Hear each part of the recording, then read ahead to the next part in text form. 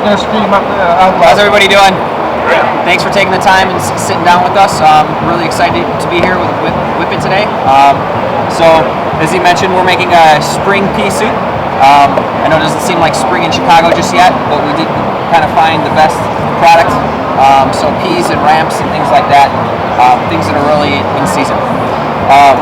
So obviously you said the cream dispenser is traditionally used for whipped cream, right? We have kind of taken a different approach. A lot of savory elements have come into that part of cuisine. Soup. So using it's a kind of pretty much a great way to kind of aerate something and keep it nice and light on the palate. So we're going to start. It's pretty simple and straightforward. You do this at home and replicate it fairly easily. We've just taken some spring peas and lightly blanched them. We've got some chili, ginger, garlic, some coriander, lime. I got a seat here. And this is going to kind of be the base to our soup.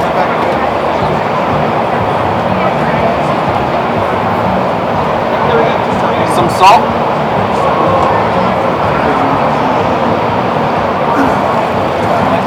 And about equal parts vegetable to water.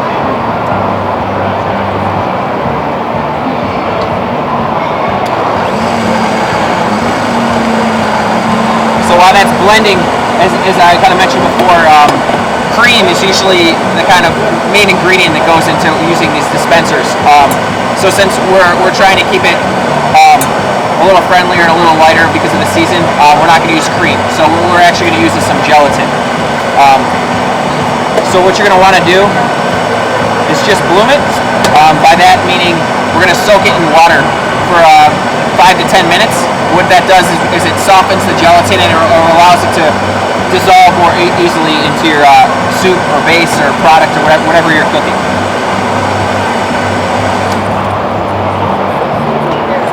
Chef Jenner, can they use the gelatin packets instead of? Yeah.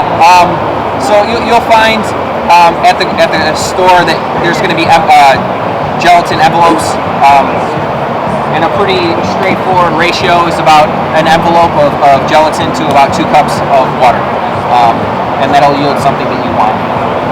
So just quickly to mention that to making whipped cream, the solution has to have a minimum 30% fat for that bonding to take effect. And what Chef Jenner has done, because his solution doesn't have enough fat, he's using gelatin packets.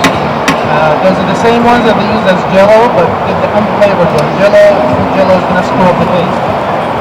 So since we're making a vegetable soup and we want it to keep it nice and green, we really don't want to apply too much heat to it because it's really going to diminish that bright light flavor as well as the color.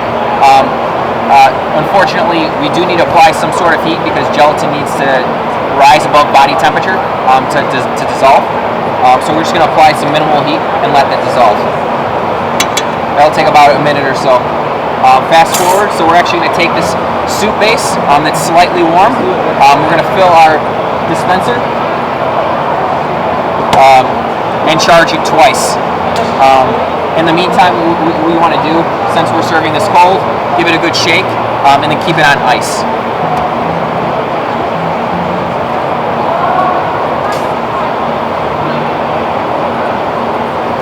And what you end up with is something that is very aerated, light.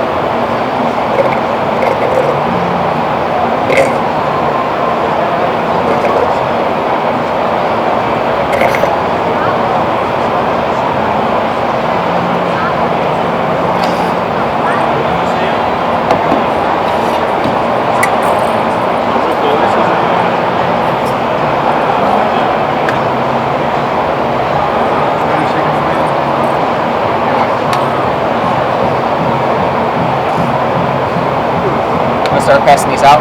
So in the glasses, you'll find some marinated crab, ramps that have been pickled and charred, some peas, and then they've been dressed in some chili as well.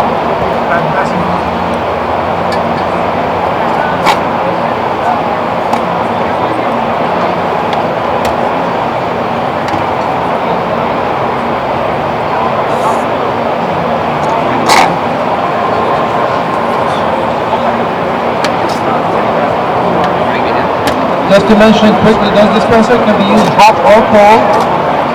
Chef Jenner is using them with heat,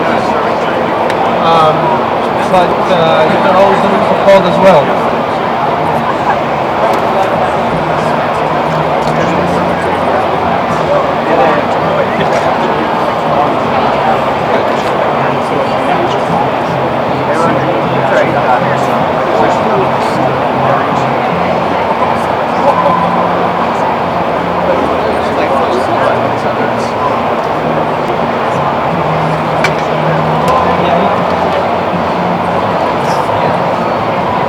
So while you're enjoying Chef Jenner's creation, I want to introduce you to the term of molecular gastronomy. I can hardly say it because this is kind of brand new.